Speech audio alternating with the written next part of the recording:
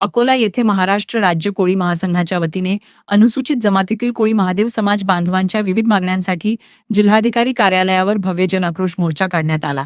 जात प्रमाणपत्र व जात वैधता प्रमाणपत्र सुलभ पद्धतीने मिळावे तसेच रक्त नात्यातील व्यक्तींना जात वैधता प्रमाणपत्र देण्याची मागणी यावेळी करण्यात आली।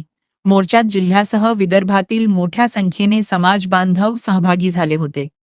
मागण्यांचे निवेदन प्रशासनाला देण्यात आले। सरकारने व प्रशासनाने लवकर निर्णय घ्यावा, अन्यथा येत्या पावसाळी अधिवेशनादरम्यान लाखोंच्या संख्येने मोर्चा काढून तीव्र आंदोलन छेडण्यात येईल, असा इशारा विदर्भ प्रमुख सुरेश पाटकर यांनी दिला। 2023 ला तत्कालीन महाराष्ट्राचे मुख्यमंत्री आदरणीय एकनाथरावजी शिंदे साहेब, कोळी महासंघाचे आमचे राष्ट्रीय अध्यक्ष आदरणीय रमेशदादा पाटील, कोळी महासंघाचे युवा अध्यक्ष आदरणीय चेतनदादा पाटील, तत्कालीन आदिवासी विभागाचे मंत्री आदरणीय विजयकुमारजी गावित, दुसरे मंत्री आदरणीय गिरीजी महाजन साहेब, तिसरे आदरणीय मंत्री गुलाबरावजी पाटील व अनेक मंत्री अनेक खासदार त्या सह्याद्रीच्या बैठकीवर उपस्थित होते।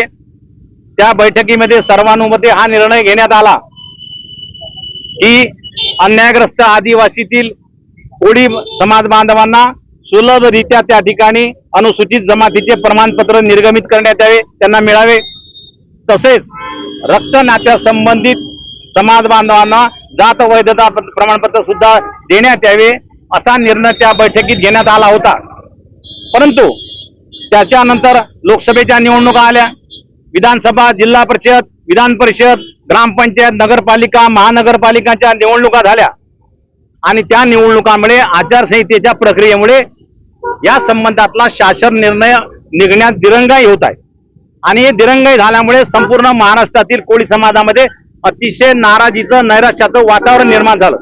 सरकारच्या प्रति तीव्र या ठिकाणी नाराजी व्यक्त करण्यात येत आहे आणि म्हणून त्या पाठपुराव्याचा, कोळी महासंघाच्या पाठपुराव्याचा विचार करून कोळी समाजाच्या त्या बांधवाला अनुसूचित जमातीचं प्रमाणपत्र सुलभरित्या मिळावं व नातेसंबंध असणाऱ्या, रक्त नात्याचे संबंध असणाऱ्या समाज बांधवांना सुद्धा जात वैधता प्रमाणपत्र मिळावं, या प्रमुख मागणीसाठी ही आमची प्रमुख मागणी असून ही शासनाद्वारे, कलेक्टरांद्वारे त्या ठिकाणी गेली पाहिजे, ही आमची विनंती आहे आणि ही आमची प्रमुख मागणी आहे।